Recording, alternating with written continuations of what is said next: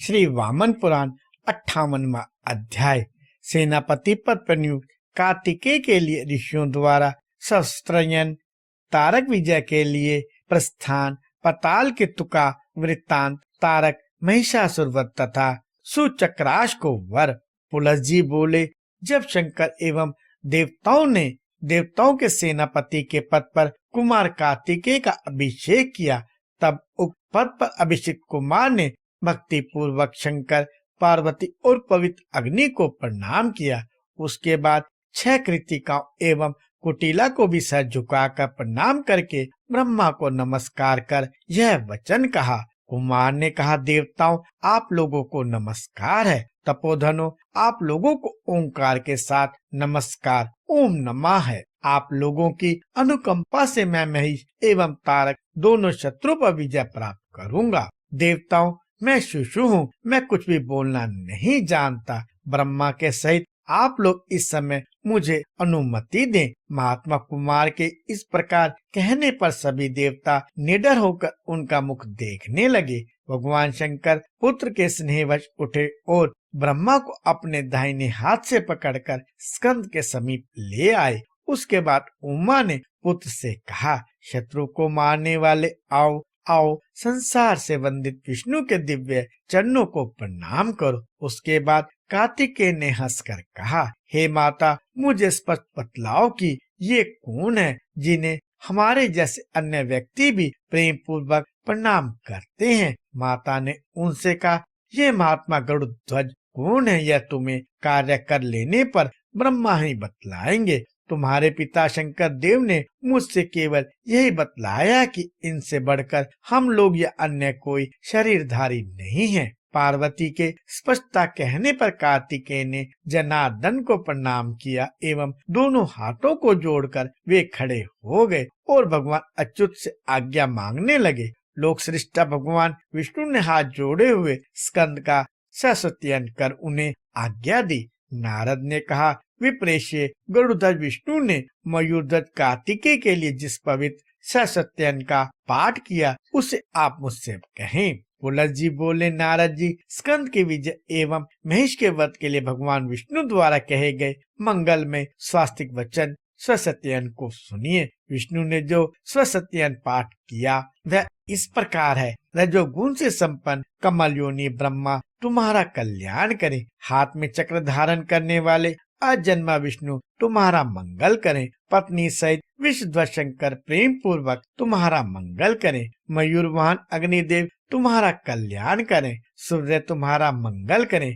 भौम सहित सोम तथा बुध सहित बृहस्पति तुम्हारा मंगल करें। शुक्र सदैव तुम्हारा मंगल करें तथा शनिश्चर तुम्हारा मंगल करें। मरीचि, अत्रि, पुलह, पुलत्स्य, क्रतु, वशिष्ठ, भृगु, अंगिरा, मार्कंडे ये ऋषि तुम्हारा मंगल करें। सप्त ऋषिगण तुम्हारा सदा मंगल करें। विष्णुदेव, अश्विनी कुमार, साध्य, मरुदगण, अग्नि, सूर्य, शूलधर, महेश्वर, यक्ष, पिशाच, वसु और किन्नर ये सब तत्परता से सदा तुम्हारा मंगल करे। नाग, पक्षी, नदियां, सरोवर, तीर्थ, पवित्र देवस्थान, समुद्र, महाबलशाली भूतगण तथा विनायकगण सदा तत्पर होकर तुम्हारा मंगल करे। 2 पैर वालों तथा 4 पैर वालों से तुम्हारा मंगल हो। बहुत पैरों वालों द्वारा तुम्हारा मंगल हो एवं बिना पैर वालों से तुम्हारी स्वस्थता बनी रहे। तुम निरोग बने रहो। व्रत धारण करने वाले इंद्र पूर्व दिशा को, दंड नायक यम दक्षिण दिशा की, पासधारी वरुण पश्चिम दिशा की तथा चंद्रमा उत्तर दिशा की रक्षा करें। अग्नि पूर्व दक्षिण कोण की, कुबेर नैऋत्य दक्षिण पश्चिम कोण की, वायुदेव वाव्य पश्चिम उत्तर कोण की और शिव ईशान उत्तर पूर्व कोण की रक्षा करें। ऊपर की ओर ध्रुव, नीचे की ओर पृथ्वी को धारण करने वाले शेषनाग एवं बीच के स्थानों में मूसल, हल, चक्र तथा धनुष धारण करने वाले भगवान विष्णु रक्षा करें। समुद्र में 12 दुर्गम स्थानों में नरसिंह तथा सभी ओर से सामवेद के ध्वनि रूप श्रीमान श्री लक्ष्मीकांत माधव तुम्हारी रक्षा करें। पुलस जी बोले, इस प्रकार स्वस्त्ययन संपन्न हो जाने पर शक्ति धारण करने वाले सेनापति कार्तिकेय जी सभी देवताओं को प्रणाम कर भूतल से आकाश की ओर उड़ चले। प्रसन्न होकर देवताओं ने जिन गणों को घू के लिए दिया था, उन इच्छा अनुकूल रूप धारण करने वाले सभी गणों ने पक्षी का रूप धारण कर कुमार का अनुगमन किया। सभी माताएं भी पराक्रमी स्कंद के साथ महान असुरों के वध के लिए आकाश में उड़ चले। उसके बाद बहुत दूर जाने पर स्कंद ने गणों से कहा, महापराक्रमियों, तुम लोग शीघ्र ही पृथ्वी पर उतर जाओ। गु की बात सुनकर सभी गण पृथ्वी पर उतर आए। उतरकर उस स्थान पर उन गणों ने एकाएक भयंकर नाद किया। यह भयंकर नाद सारी पृथ्वी एवं गगन मंडल में गूंज गया। फिर तो वह समुद्री छिद से दानवों के निवास स्थान पाताल लोक तक में पहुंच गया। उसके बाद मतिमान महिष, तारक, विरोचन, जब और कुजब आदि असुरों ने उस ध्वनि को सुना। एकाएक वज्रपात के समान उस भयंकर ध्वनि को सुनकर यह क्या है, यह सोचकर वे सभी शीघ्रता से अंधक के पास चले गए। नारद जी वे सभी असुर से व्याकुल होकर अंधक के साथ ही एकत्रित होकर उस शब्द के विषय में परस्पर विचार विमर्श करने लगे। उन दैत्यों के विचार करते समय शुक्र जैसे मुख वाला दैत्य श्रेष्ठ पाताल केतु धरातल से रसातल में आया। बाण से विद्ध होने के कारण व्यथित होकर वह बारंबार कांपता हुआ अंधकासुर के पास आकर दैत्य वचन बोला। पाताल केतु ने कहा, दैत्येश्वर, मैं गालब के आश्रम में गया था और उसको बलपूर्वक नष्ट करने का उद्योग करने लगा। राजन, मैंने शुक्र का रूप में जैसे ही उस आश्रम में प्रवेश किया, वैसे ही पता नहीं किस मानव ने मेरे ऊपर बाण छोड़ दिया। बाण से हंसली के टूट जाने पर मैं उसके भय के कारण आश्रम से तुरंत भागा, पर उसने मेरा पीछा किया। असुर मेरे पीठ पीछे आ रहे रुको रुको कहने वाला उस वीर के घोड़ों की टाप का महान शब्द सुनाई पड़ रहा है। उसके भय से मैं जल निधि दक्षिण समुद्र में आ गया। वहाँ मैंने अनेक प्रकार के पहनावे तथा आकृति वाले मनुष्यों को देखा। उनमें कुछ तो बादल की भांति गर्जन कर रहे थे और कुछ दूसरे उसी प्रकार की प्रतिध्वनि कर रहे थे। दूसरे कह रहे थे कि हम महिषासुर को निश्चय ही मार डालेंगे, और अति तेजस्वी दूसरे लोग कह रहे थे कि आज हम तारक को मारेंगे। असुरेश्वर, उसे सुनकर मुझे बहुत डर हो गया और मैं विशाल समुद्र को छोड़कर भयभीत तो पृथ्वी के नीचे विस्तृत गड्ढे सुरंग के रूप में बने हुए गुप्त मार्ग से भागा। तब भी उस बलशाली ने मेरा पीछा किया। उसके डर से मैं अपना हिरण्यपुत्र त्याग कर आपके पास आ गया हूँ। आप मेरे ऊपर अनुग्रह कीजिए। यह बात सुनकर अंधक ने बादल की गर्ज ध्वनि में यह वचन कहा, दानव, तुम्हें उससे डरना नहीं चाहिए। मैं तुम्हारा सच्चा रक्षक हूँ। उसके बाद महिष और तारक, ये दोनों तथा बलवानों में श्रेष्ठ बाण, ये सभी अंधक से बिना पूछे ही अपने अनुगामियों के साथ युद्ध करने के लिए पृथ्वी पर निकल आए। मुने उस स्थान पर हथियारों से सजे धजे दल बल के साथ दैत्य भी आ गए। इसके बाद दैत्यों को आक्रमण करते हुए देखकर कार्तिकेय के गण तथा उग्र मातृकाएं उन पर सहसा टूट पड़ी।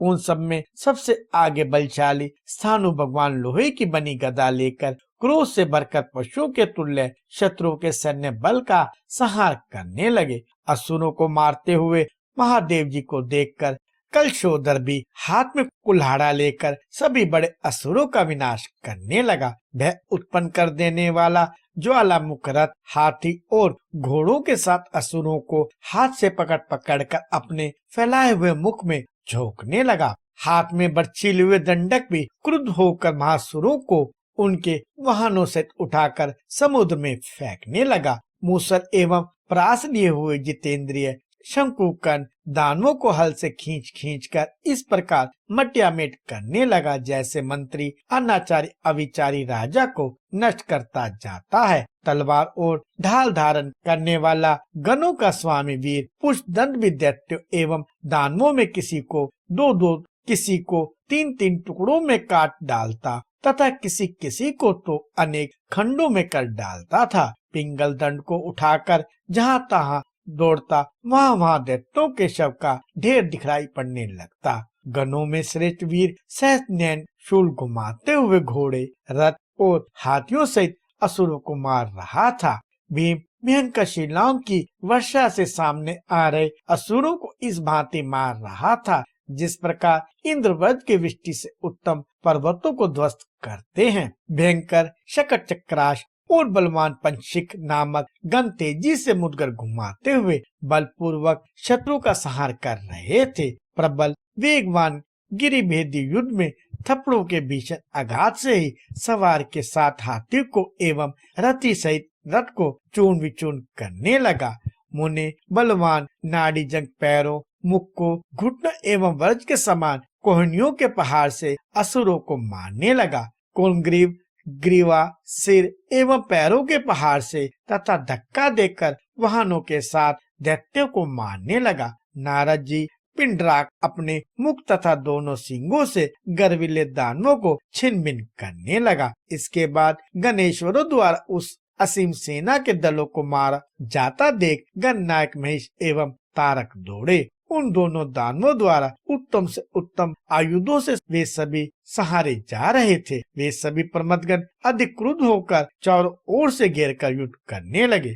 हंसास से, पटीस से, शोड्राक्ष शूल से और शतश्रेष्ठ तलवार से महिषासुर को मारने लगा। श्रुतायुध ने गदा से, विशोक ने मूसल से तथा बंधुदग्ध ने शूल से उस दैत्य के मस्तक पर मारा।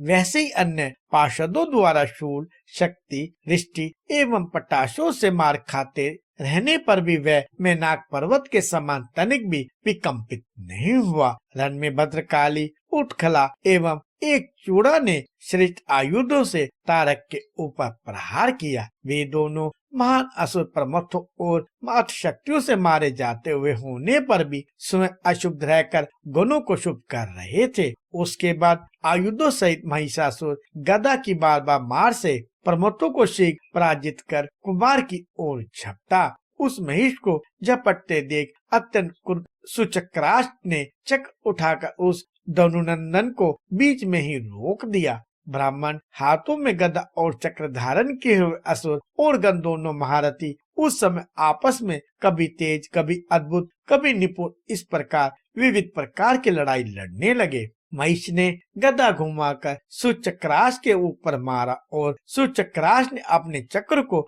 उस असुर की ओर चलाया। अत्यंत तीक्ष्ण असुर से युक्त वह चक्र गदा को टूक टूक काट कर महिष के ऊपर चल पड़ा। उसके बाद दैत्य लोग यह कहते हुए जोर से चिल्ला उठे कि हाय, महिष मारा गया। उसे सुनने के बाद लाल लाल आंखों वाला बानासुर परास लेकर वेग पूर्वक दौड़ा और 500 मुष्टियों से चक्र पर प्रहार किया तथा 500 बाहों से चुक्राश को बांध लिया। बलवान होते हुए सुचक्राश बानासुर के द्वारा प्रयत्न शून्य कर दिया गया। फिर बानासुर के द्वारा सुचक्राश को चक्र सहित बंधा हुआ देखकर महाबली मकराश हाथ में गदा लेकर दौड़ा। महाबली मकराश ने गदा से बाण के मस्तक पर प्रहार किया। उसके बाद कष्ट से दुखी बाण ने सुचक्राश को छोड़ दिया और वह मनस्वी उससे छूटकर लज्जित होता हुआ युद्ध छोड़कर शालिग्राम के समीप चला गया। बाण भी मकराश से चोट खाकर युद्ध से मुख मोड़ लिया। नारद जी दैत्यों की सारी सेना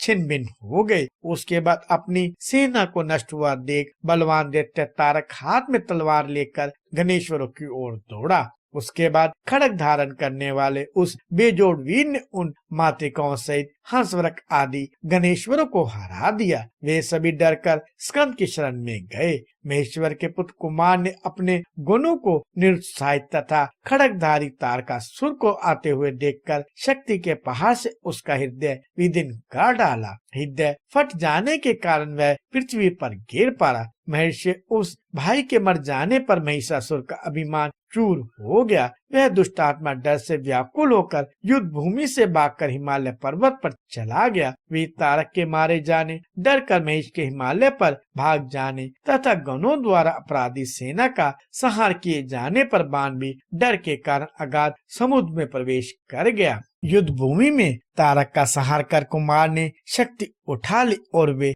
शिखंड युक्त मोर पर चढ़ गए। फिर अत्यंत शीघ्रता से महिषासुर को मारने चले।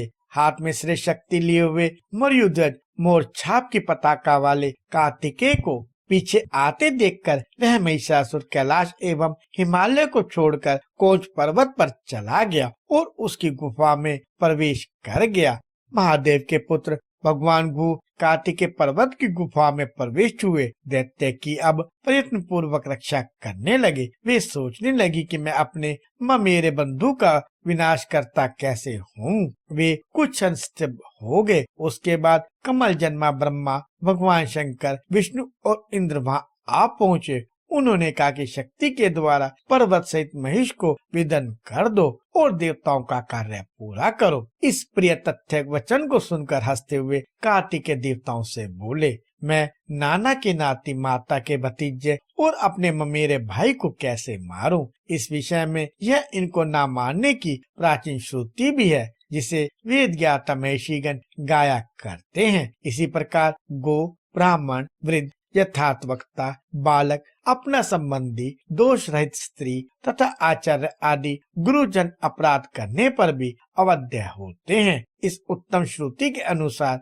आचरण करने वाले महान पापी भी स्वलोक को जाते हैं। सो श्रेष्ठों, मैं इस श्रेष्ठ धर्म को जानते हुए ऐसी दशा में गुफा में छिपी अवस्था में अपने भाई को नहीं मार सकूंगा। जब दैत्य गुहा के भीतर से बाहर निकलेगा तब मैं शक्ति से उस देव शत्रु का संहार करूंगा। तब हमें धर्म बाधा नहीं होगी। महर्षि कुमार का वचन सुनने के बाद इंद्र ने अपने हृदय में विचार कर गुरु से कहा, आप मुझसे अधिक मतिमान नहीं हैं। आप ऐसा क्यों बोल रहे हैं? पहले समय में भगवान श्री हरि की कही हुई बात को सुनिए। शास्त्रों में यह निश्चय किया गया है कि एक व्यक्ति की रक्षा के लिए बहुतों का सहार नहीं करना चाहिए, परंतु बहुतों के कल्याण के लिए एक का वध करने से मनुष्य पापी नहीं होता। अग्निपुत्र इस शास्त्र निर्णय को सुनकर पहले समय में मैंने मेल रहने पर भी अपने सहोदर छोटे भाई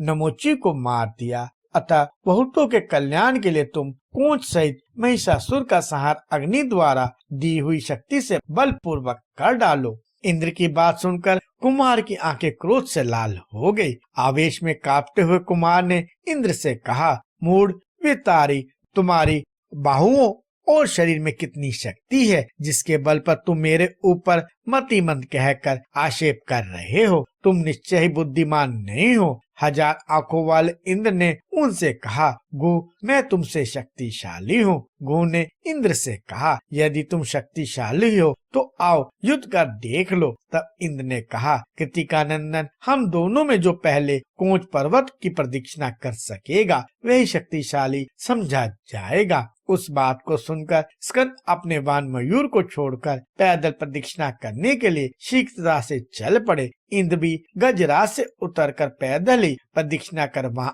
आ गए। स्कंद ने उनके पास जाकर कहा, मूढ़, क्यों बैठे हो? इंद्र ने उन कुटिला के पुत्र स्कंद से कहा, मैंने तुमसे पहले ही इसकी प्रदक्षिणा कर ली है। कुमार ने इंद्र से कहा, तुमने पहले नहीं की है, मैंने पहले की है, मैंने पहले की है। इस प्रकार परस्पर विवाद करते हुए उन दोनों ने शंकर, ब्रह्मा एवं विष्णु के पास जाकर कहा। इसके बाद विष्णु ने स्कंद से कहा कि तुम पर्वत से पूछ सकते हो, वह जिसे पहले आया हुआ बतलाएगा वही महाशक्तिशाली मान्य होगा। माधव की उन बातों को सुनकर अग्निनंदन ने कोच पर्वत के पास जाकर उससे यह पूछा कि प्रदक्षिणा पहले किसने की है। इस बात को सुनकर चतुर कोच ने कहा, कार्तिक के पहले इंद्र ने प्रदक्षिणा की, इसके बाद तुमने की है। इस प्रकार कहने वाले कोच को क्रोध से होठ कांपते हुए उस कुटिलानंदन कुमार ने शक्ति की मार से महिषासुर के साथ ही विलीन कर दिया। उस पुत्र के मार दिए जाने पर पर्वतराज पुत्र बलवान सुनाव शीघ्र ही वहां आ पहुँचे। ब्रह्मा, इंद्र, रुद्र, वायु, अश्विनी कुमार, वसु आदि देवता घु कार्तिकेय के द्वारा महेश को मारा गया देखकर स्वर्ग चले गए। अपने मामा को देखने के बाद बलवान कुमार ने शक्ति लेकर उन्हें मारना चाहा, परंतु विष्णु ने शीघ्रता से उन्हें बाहुओं से आलिंगन करते हुए ये गुरु हैं ऐसा कहकर रोक दिया। हिमालय सुनाभ के निकट आए और उनका हाथ पकड़कर दूसरी ओर ले गए तथा गरुड़ वाहन विष्णु मयूर सत कुमार को जल्दी से स्वर्ग में लिए चले गए। इसके बाद गु ने सुरेश्वर हरि से कहा, भगवान, मोह से मेरी विचार शक्ति नष्ट हो गई और मैंने अपने ममेरे भाई का संहार कर दिया है, अतः प्रायश्चित मैं अपने शरीर को सुखा डालूंगा। विष्णु ने उनसे कहा, कुमार, तुम पाप रूपी वृक्ष के लिए कुठार स्वरूप श्रेष्ठ तीर्थ पृथुदक में जाओ। वहाँ ओगवती के जल में स्नान कर भक्ति पूर्वक महादेव का दर्शन करने से तुम निष्पाप होकर सूर्य के समान कांति युक्त हो जाओगे। हरि के इस प्रकार कहने पर कुमार पृथुदक तीर्थ में गए और उन्होंने महादेव का दर्शन किया। स्नान करने के बाद देवताओं की पूजा करके वे सूर्य के समान तेजस्वी होकर महादेव के निवास स्थल पर्वत पर चले गए। सूचक नेत्र भी केवल वायु पीकर पर्वत के महान आश्रम में शंकर की आराधना करता हुआ तपस्या करने लगा। तब प्रसन्न होकर शंकर ने उसे वर देने का वचन दिया। उसने अस्त्र प्राप्ति के हेतु वर मांगा, हे भगवान, शत्रु की भुजाओं को काटने वाला ऐसा अनुपम चक्र मुझे दें, जिससे मैं हाथ से ही बानासुर की भुजाओं को काट सकूं। महादेव जी ने उससे कहा, जाओ, तुमने चक्र के निमित्त जो वर मांगा उसे मैंने दे दिया। यह बानासुर के अत्यंत बड़े हुए बाहुबल को निसंदेह काट डालेगा। त्रिपुरा को मारने वाले महेश्वर के वर देने पर गणेश्वर सुचक्र ने स्कंद के निकट गया और उसने उनके चरणों में गिरकर वंदना की। उसके बाद उनसे प्रसन्नता पूर्वक महादेव की कृपा का वर्णन किया। इस प्रकार मैंने पुलस ने तुमसे शंकर के पुत्र के द्वारा शक्ति से महिषासुर के संहार किए जाने का वर्णन किया। शरणागत के केतु कोच की मृत्यु हुई। यह आख्यान पाप का विनाश एवं पुण्य की वृद्धि करने वाला है। इस प्रकार वामन पुराण में 58वां अध्याय समाप्त हुआ।